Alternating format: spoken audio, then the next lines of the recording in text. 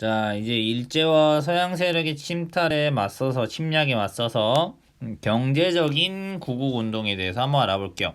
경제적은 이제 돈과 관련된 경제적인 거 관련된 이런 침략으로부터 나라를 지키기 위한 그런 운동이라고 볼 수 있겠습니다. 자, 선생님하고 같이 한번 보면서 한번 생각해 볼게요. 자, 먼저 서양과 강한 나라들의 이권 침탈의 과정에 대해서 한번 생각해 봅시다. 이제 이권이라고 하는 거는 이제 이득이 되는 권리를 어떻게 빼앗아 가느냐 이런 것들이죠. 그러니까 이런 것들을 잘 빼앗기지 않도록 잘 했어야 하는데 결국 뭔가 이런 서양 세력과의 조약이라든지 이런 것들에 조선은 상대적으로 뒤떨어질 수밖에 없었고 이제 그런 침탈 과정에 대해서 한번 볼 필요가 있을 것 같아요. 자, 우리 생각해 보면 이 한 권의 책이 결국 조선 책략이라고 하는 책 한 권이 어떤 나라와 결국 외교 관계를 맺게 되는 영향을 끼친다고 했지? 기억나요? 바로 미국과 수호 조약을 맺게 된다. 그래서 바로 조선과 미국의 여기서 수호 그 다음에 통상 조약을 결국 맺게 된다. 이게 바로 몇 년이야? 1882년이야. 잘 기억해놔야 돼. 이거는 조선과 미국 사이의 조약이야. 그 다음에 서양 국가와 맺은 최초의 조약이야. 이게 의미가 있다고 선생님이 설명드렸죠. 알겠나요? 자, 그럼 이름에서 좀 알 수 있다시피 여기서는 특징이 두 가지가 있는 거야. 하나는 수호라는 말이고 하나는 통상이라고 하는 말이지. 여기서 그러면 이 조미 수호 통상 조약의 핵심을 한번 생각해 보면 좋을 것 같은데 첫 번째는 이 거중 조정이라고 하는 건데 이 거중 조정이라는 건 무슨 말이냐면 수호. 그러니까 양국 중 한쪽이 제3국의 침입을 받으면 서로 돕고 분쟁을 원만히 해결하도록 주선한다. 즉 그럼 무슨 말이냐면 조선이 침략을 받으면 미국이 도와주겠다. 이런 내용이 들어있다는 거지.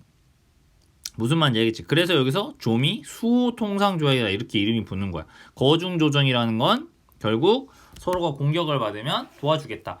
지금 우리나라는 미국 군인이 들어와 있죠. 미군이 우리나라에 들어와 있잖아. 그래서 마찬가지로 한미 방위 그런 조약이 맺어져 있다. 그래서 지금 만약 우리나라가 북한과 전쟁이 벌어지면 미국도 우리나라를 도와주는 그런 조약이 맺어져 있단 말이야. 그러니까 이 조미 수호 통상 조약도 그런 조약이다라고 생각하면 되겠죠. 근데 이 조약을 맺었지만 실제로 일본의 침략에 미국이 그 당시에는 막아줬어, 안 막아줬어? 안 막아줬잖아.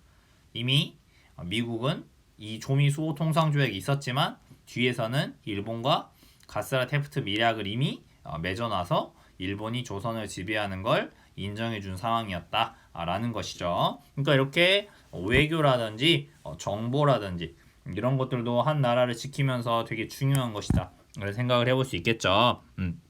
그 다음에 또 하나 뭐냐면 여기서 여러분이 알아둘 만한 게 바로 최혜국 조항이야. 최혜국 조항은 뭐냐면 이런 걸 이제 허용하면 안 되는데 그러니까 가장 유리한 조건을 상대국에 부여하게 되는 것이다 라는 것이에요. 이게 바로 최혜국이에요. 그러니까 미국하고 조약을 맺었는데 뭐 다른 나라 일본도 야 우리도 똑같은 미국하고 똑같은 조건으로 해줘 이런 게 바로 최혜국이야. 예를 들면 뭐 조선이 뭐 러시아랑 어떤 조약을 맺었어. 그러면 미국이 봤을 때 러시아랑 맺은 조약이 더 좋아 보이는 거야. 그러면 야 최혜국 조항에 따라서 야 러시아한테 해준 거 우리도 해줘야지 이렇게 주장하는 거지. 따로 조약을 맺지 않아도 다른 나라와 맺은 조약에서 제일 좋은 거 우리도 당연히 받게 해달라 이렇게 하는 게 바로 이 최혜국 대우예요. 그러니까 최혜국 조항은 함부로 보장해주면 안 되는 거겠죠. 맞아요. 어쨌든 강화도 조약에서 없었던 하나를 여기서 조미 수호 통상 조약에 넣었는데 결국 낮은 세율의 관세 조항은 넣었어. 그러니까 요거는 이제 강화도 조약에서 배운 거라고도 볼 수 있겠죠. 관세는 뭐예요? 미국에 있는 물건을 우리나라에 들여올 때 그 미국 물건에 세금을 내게 하는 걸 관세라고 하는 거야. 여러분이 뭐 해외여행 가면 해외에서 물건 아무거나 막 사오면 안 되고 그 물건을 사더라도 우리나라에서 또 세금을 내야 되는 거예요. 이게 관세라고 하는 것입니다. 어쨌든 이렇게 조미 수호 통상 조약 봤네요. 그 다음 이 1882년에 또 사건이 하나 있었죠. 바로 뭐가 있었어요? 이모군란이 있었죠. 그래서 바로 청나라와 맺은 조청, 상민, 수륙, 무역, 장정이야. 이름이 엄청 길죠. 근데 이 이름을 보면 뜻들을 조금 알 수 있는 거야. 자, 이거 보시면 중요한 게 뭐냐면 바로 이모군란 직후에 맺은 거야. 생각해보세요. 이모군란을 진압을 못하니까 민씨정권이 결국 누구한테 도와달라 했어? 청나라를 도와줘서 청나라의 힘으로 진압을 했지. 그러면 여기서 청나라의 요구사항을 많이 들어줘야 되겠어? 안 들어줬어? 들어줄 수밖에 없는 것이죠. 맞아요? 그래서 원래는 강화도 조약이든지 조미 수호 통상 조약이나 무역을 하려면 전부 다 어디서밖에 할 수 없어? 개항장에서밖에 할 수 없어. 예를 들면 우리나라가 이렇게 있으면 개항장인 인천, 그렇지? 여기 인천, 뭐 아니면 여기 부산, 뭐 원산 이런 항구에서만 무역을 가능했단 말이야. 근데 여기서 이름을 잘 보면 수륙이지.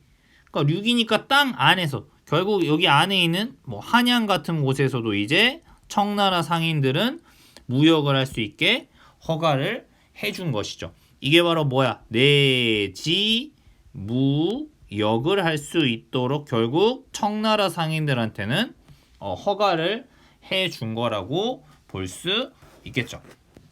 무슨 말인지 알겠나요? 네, 이렇게 봐주시면 되겠습니다. 자, 그러면 이제 요거에 맞서 가지고 하는 것들은 나중에 봅시다. 자, 이렇게 내지 무역을 할 수 있게 된다. 결국 청나라에 결국 이권을 해준 거죠. 맞아요? 우리나라 상인들이 이제 피해를 볼 수밖에 없을 거 아닙니까? 됐죠? 자, 그러면 이제 일본도 가만히 있을 순 없겠죠. 일본도 그러면 야, 우리도 이런 좋은 거 해줘야지 라고 하면서 바로 조선 일본 통상장정이라는 걸 맺는다. 그냥 알아만 두세요. 이름까지 외울 필요는 없어요. 이런 건 연도까지 안 외워도 돼. 1883년에 맺게 된다.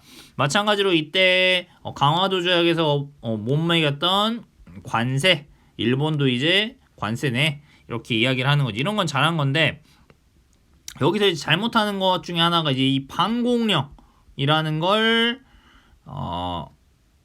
서로 약속을 하는데, 반공령은 뭐냐면 조선에서의 쌀이 너무 많이 빠져나가지 못하도록 명령을 내리는 거야. 왜? 조선의 쌀이 너무 많이 빠져나가면서 조선 내에서 쌀값이 너무 많이 올랐다고 했잖아요. 반공령을 내릴 수 있는데 조건이 있어. 1개월 전에 통보해야 된다. 근데 이거를 잘 이해를 못하는 거지. 야, 1개월 전에 통보를 하면 통보되고 지금부터 한 달 뒤에 그걸 실시한다는 거잖아. 그 사이에 그럼 다 빼가 버리겠지. 그러니까 이런 걸 잘 못하는 거지. 무슨 말인지 알겠죠? 그 다음 여기서 또 일본한테 뭘 들어줘 버려? 일본한테도 아까 미국이 받았던 것처럼 최혜국 조항을 보장해줘 버려.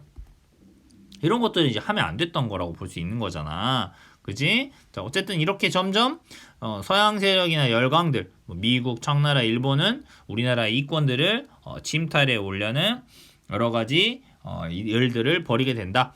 그 다음 또 뭐 이것뿐만 아닙니다. 다른 나라들도 마찬가지로 서양 나라들도 그런 여러 가지 이권 침탈들을 많이 해오게 됩니다. 제일 중요한 것들 중에 하나는 결국 고종이 아관파천, 러시아 공사관으로 도망가 버리잖아요. 그래서 서구 열강이나 일본 최혜국 대우, 쟤가 삼립채굴권을 가져갔어. 그러면 야, 나도 우리 제일 좋은 대우 해준다며, 최혜국 대우 해준다며, 나도 그러면 산림채굴권 줘. 누가 철도를 놓는 그런 사업권을 따갔어. 야, 왜 그럼 저 나라만 사업권 줘? 나도 최혜국이니까 나도 사업권 줘. 이런 식으로. 그러면 뭐겠어요? 뭐 무기 만드는 데나 이런 거 쓸 수 있는 산림채굴권.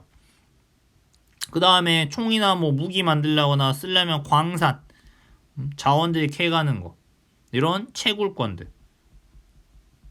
이 나라들이 마음껏 뺏어가는 거야. 그 다음 철도를 놔야 돼. 철도 놓는데 비용이 많이 들겠죠. 그치?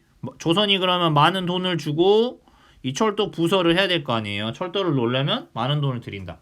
거기서 그 나라가 철도 부설권을 따가서 사업을 대신해주고 엄청난 이익을 얻는 이런 이권 침탈들이 아주 계속되었다라고 봐주시면 되겠어요. 알겠죠? 네. 그 다음 일본이 결국 금융 지배도 굉장히 심하게 하는데, 자 여기서 알아둘 필요가 있죠. 일본의 금융 지배.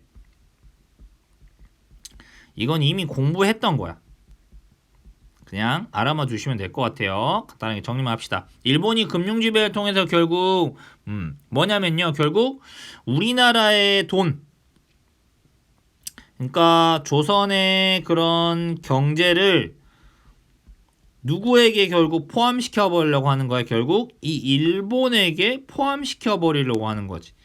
왜? 돈이 없으면 결국 일본에게 의지할 수밖에 없게 되는 그런 상황을 만들려고 하는 것이지. 그래서 우리 기억날 거야. 바로 1905년 한일협약을 통해서 바로 이 메가타라는 인물을 보내.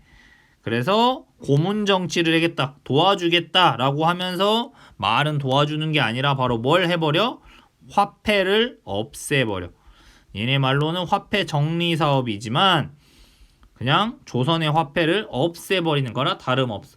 우리나라의 화폐였던 백동화를 뭘로 바꿔버리게 한다? 바로 일본의 화폐를 사용하게 하는 이런 사업을 벌인다. 무슨 말인지 알겠죠? 네. 그러니까 당연히 굉장히 우리나라에 있는 사람들은 갑자기 일본 화폐를 사용하려는 거야. 많은 피해를 입을 수밖에 없었겠죠. 맞아요. 네, 이렇게 해서 돈으로 지배해버리는 거죠.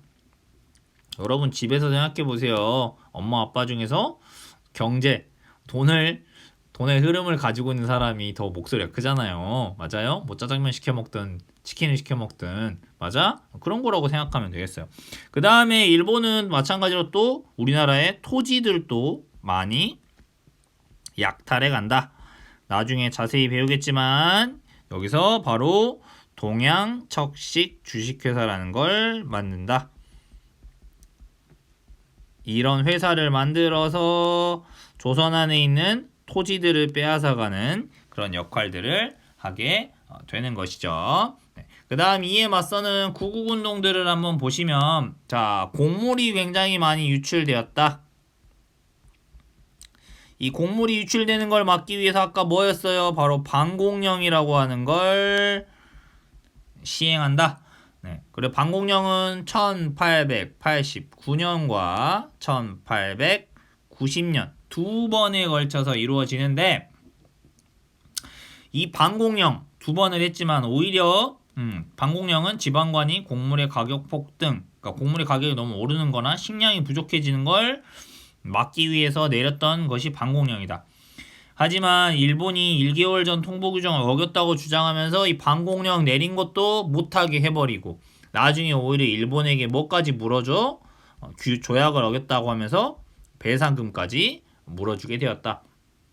그러니까 나라 간의 약속이라는 거 얼마나 중요한 거고, 이 조약을 꼼꼼히 살펴보고 도장을 찍어야 되는 거죠.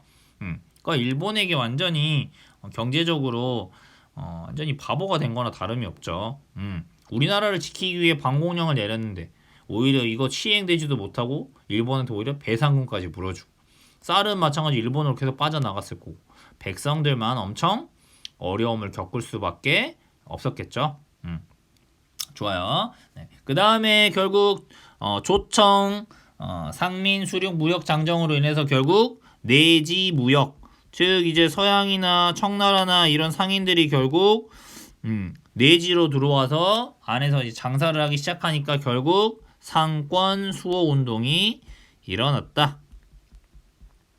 우리나라 이제 경제력을 지키기 위한 그런 운동들이 있게 된다라는 거 봐주시면 되겠어요.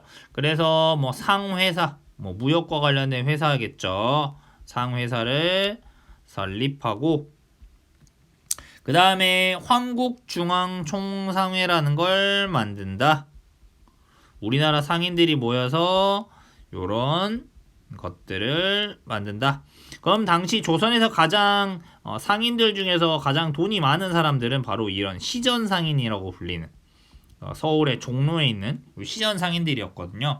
이 시전 상인들이 황국중앙총상회를 만들어서 이런 청나라나 서양 세력 내지 무역에 이제 맞서려고 해서 우리나라의 상업행위를 규탄하고 상권을 지키려고 하는 이런 활동을 나서게 된다 라고 보시면 되겠습니다. 그 다음 마찬가지로 아관파천 이후에 서양의 여러 나라들이 이권을 침탈해 온다고 했죠. 이때 바로 이권 수호 운동을 벌인 단체 누구야? 이권 수호 운동을 벌인 단체 누구였더라? 러시아가 저령도라는 섬 빌려달라고 하는 거 반대했던 바로 독립협회. 이런 나라들이 서양이 이런 이권으로부터 우리나라를 지키려고 노력했다. 마찬가지로 이런 시전상인이랑 황국중앙총상회 이렇게 독립협회랑 같이 힘을 모아가지고 서양 세력에 맞서려고 했다. 이렇게 보시면 되겠습니다. 그 다음 일본이 러일 전쟁 중에서 황무지 개간권을 요구한다고 했죠. 그치? 황무지를 개간해서 자기들이 자기 땅으로 갖겠다. 요거를 반대하는 단체 뭐였어요? 보안회. 이름만 들어놓으세요. 그 다음 제일 중요한 거 시험에 제일 많이 나오는 게 이거야. 일본이 이제 이런 각종 사업을 하면서 차관이라고 하는 걸 빌려주는데 이 차관이라는 건 뭐냐면 돈을 조선에게 빌려주는 거예요. 그러면 조선은 뭐가 많아지는 거야? 일본에 대한 빚이 높아지겠죠. 그래서 일본이 조선을 더 경제적으로 지배하려고 하는 거야. 그래서 일본으로부터 들여온 차관, 즉 조선이 가지고 있는 일본의 빚을 갚아야겠다 라고 하는 운동이 벌어지는데 이게 제일 시험에 많이 나와. 바로 뭐냐면 국채보상운동. 요게 시험에 가장 많이 나옵니다. 국채보상운동. 즉 일본에게 빚진 조선의 빚을 갚아서 일본의 간섭을 막아내겠다 라고 하는 운동이 되겠습니다. 주도한 사람은 서상돈이라고 하는 사람이고 이건 주로 대구 지역에서 활발하게 일어났다. 그래서 사람들이 1907년 대구에서 일어난 국제보상운동이고요. 굉장히 많은 사람들이 참여했다고 합니다. 그래서 남자들은 술이나 담배를 끊어서 돈을 내가지고 이 국채를 빚을 갚겠다. 일본에게 진 빚을 갚겠다. 그 다음에 여자들은 뭐 반지나 막 이런 것들 내놓으면서 빚을 갚으려고 하고 뭐 기생이나 거린, 그러니까 거지들, 심지어 도적들까지도 돈을 내서 수많은 사람들이 자발적으로 동참했다. 마치 우리나라에 1997년에 IMF라고 하는 경제 위기가 왔을 때 그때 우리나라 사람들이 금을 모아 다른 나라에 팔아서 뭐 그런 달러나 빚을 갚겠다 했던 것과 굉장히 비슷할 수 있겠죠. 그래서 국채보상운동 알아두시면 좋을 것 같아요. 이게 나중에 일제시대에 배우겠지만 이제 1920년대에 가면 우리나라 물건을 쓰자 이런 물산, 뭐 장려운동 이런 걸로도 연결이 된다 라고도 생각해 주시면 될 것 같아요. 하지만 국채보상운동 당연히 잘 되겠어요. 그렇죠? 일본이 굉장히 방해를 하게 되겠죠. 그래서 결국 실패하게 되긴 하지만 경제적으로 이렇게 나라를 지키기 위해서 수많은 노력들을 했다. 또 핵심 개념 한번 복습해 볼까요? 조1통상장정으로 곡물의 유출을 막을 수 있는 뭐가 만들어졌다? 바로 방공령. 곡물 유출을 막는 거 방공령이라고 부르지. 자, 아관파천 이후 무슨 조항을 이용해서 아까 선생님이 말했지. 무슨 조약? 최혜국 조약. 조항. 다른 나라한테 좋은 걸 주면 나도 좋은 거 줘 라고 하는 조항을 이용해서 열강의 이권 침탈이 절정에 달했다. 그렇지. 그래서 이권 침탈이 굉장히 심했다 라고 보여주시면 되겠네요. 1905년 일본인 재정고문 누구? 바로 메가타 라는 사람의 주도로 화폐 정리 사업이라고 추진되었다. 하지만 화폐 정리가 아니라 실제로는 바로 일본의 화폐를 조선도 사용하게 함으로써 바로 금융, 돈으로 지배하려고 하는 일본의 속셈이 있었던 것이죠. 1908년 일제는 한국의 토지와 자원을 수탈할 목적으로 무슨 회사? 토지를 약탈하기 위해서 동양척식 주식회사. 시전 상인들은 땡땡 중앙 총상회를 결성해서 상권 수호 운동을 전개했다. 뭐였죠 아까? 황국 중앙 총상회. 이렇게 한번 알아두면 좋겠네. 복습하면 좋겠네. 그 다음 땡땡땡땡 운동은 국민의 성금으로 나랏빛을 갚아 국권을 수호하자는 경제적 구국운동이었다. 뭐요? 국채보상운동. 중요하다고 했죠. 그 다음 국채보상운동은 여러가지 신문들의 지원을 받았다 라고 생각해 주시면 되겠네요. 바로 대한매일신보,